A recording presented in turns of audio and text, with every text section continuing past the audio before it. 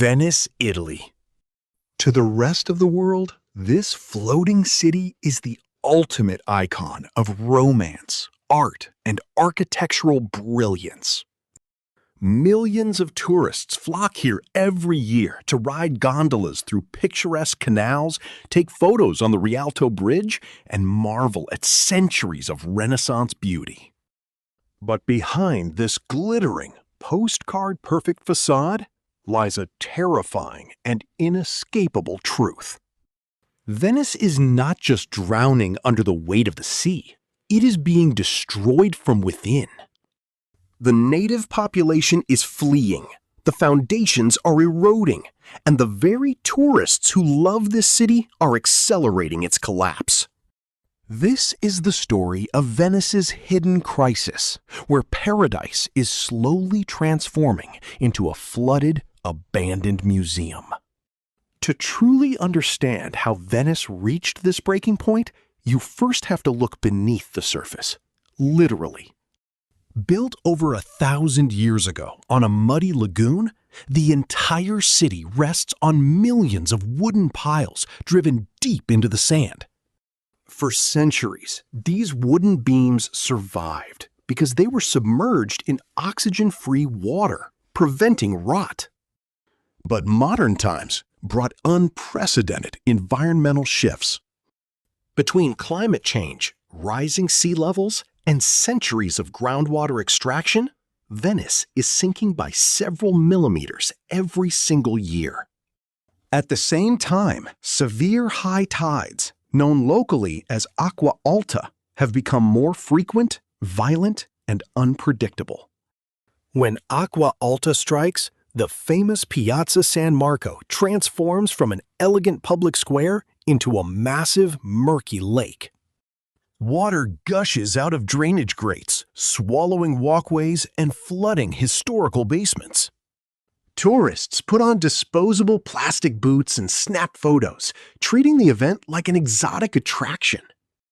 But for locals, it is a devastating nightmare.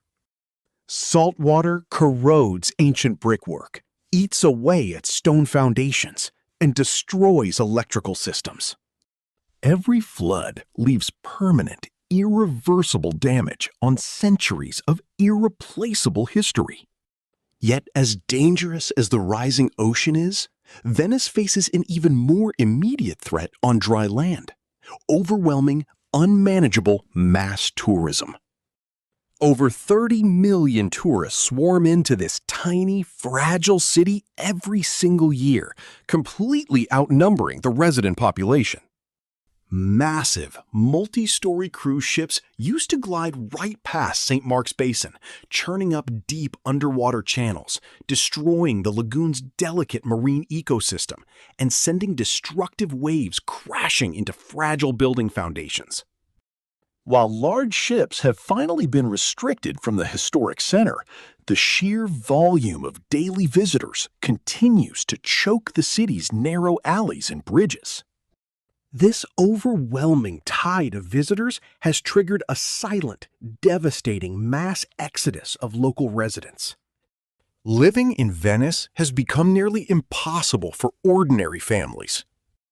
Traditional grocery stores, bakeries, and local craft workshops have been wiped out, replaced by endless souvenir shops, overpriced tourist restaurants, and luxury boutiques. Furthermore, the housing market has completely collapsed for locals.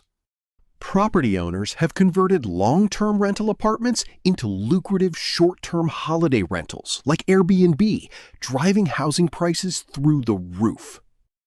Decades ago, Venice was home to over 170,000 residents. Today, that number has plummeted below 50,000. The city is losing its soul.